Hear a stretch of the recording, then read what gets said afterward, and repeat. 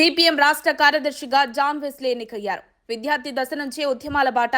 తొలిసారి దళిత నేతకు దక్కిన అవకాశం. పోరాటాల ద్వారా పార్టీని బలోపేతం చేస్తాం. ఎవరు ఈ జాన్ వెస్లీ? వారి గురించి తెలుసుకుందాం. వనపర్తి జిల్లా అమరచింత పట్టణానికి చెందిన జాన్ వెస్లీ సిపిఎం రాష్ట్ర కార్యదర్శిగా ఎన్నికవడంపై పలువురు హర్షం వ్యక్తం చేస్తున్నారు.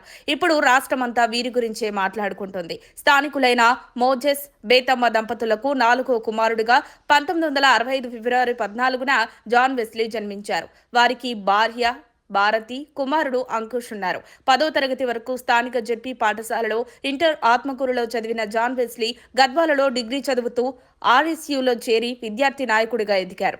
విద్యార్థి దశ నుంచే ఉద్యమాల పట్టపట్టారు జాన్ వెస్లీ. 1990 నుంచి 96 వరకు పీడీఎస్యు పీవైఎల్ విభాగాల్లో పనిచేశారు. 1998లో సిపిఎంలో చేరిన జాన్ వెస్లీ డివైఎఫ్ఐ నారాయణపేట్ కార్యదర్శిగా యువజన ఉద్యమాలతో పార్టీ బలోపేతానికి కృషి చేశారు. తర్వాత డివైఎఫ్ఐ ఉమ్మడి రాష్ట్ర ప్రధాన కార్యదర్శిగా పనిచేశారు. సిపిఎం రాష్ట్ర కార్యదర్శి వర్గ సభ్యుడిగా 3 సార్లు ఎన్నికయ్యారు జాన్ వెస్లీ. సంగారెడ్డి వేదికగా 4 రోజుల నుంచి జరుగుతున్న రాష్ట్ర మహాసభలు మంగళవారంతో ముగిశాయి. ముగింపు రోజున పార్టీ రాష్ట్ర కార్యదర్శిగా జాన్ వెస్లీని ఏకగ్రీవంగా ఎన్నుకున్నారు. తొలిసారిగా దళిత నేతకు ఆ పదవి దక్కడం విశేషం. రాష్ట్ర శాఖ నూతన కార్యవర్గంలోకి 60 మందిని సభ్యులుగా తీసుకున్నారు. కార్యవర్గ సభ్యులుగా ఎస్ వీరయ్య, నాగయ్య, పోతునేని సుదర్శన్, టి జ్యోతి, జూలకంటి రంగారెడ్డి, చుక్క రాములు, టి సాగర్, పాలడుగు భాస్కర్, ఎండి అబ్బాస్, మల్లు లక్ష్మి, పి ప్రభాకర్ మరోసారి ఎన్నికయ్యారు. బండారు రవికుమార్, నున్న నాగేశ్వరరావు, ఎండి జహంగీర్లకు కూడా తొలిసారి అవకాశం దక్కింది.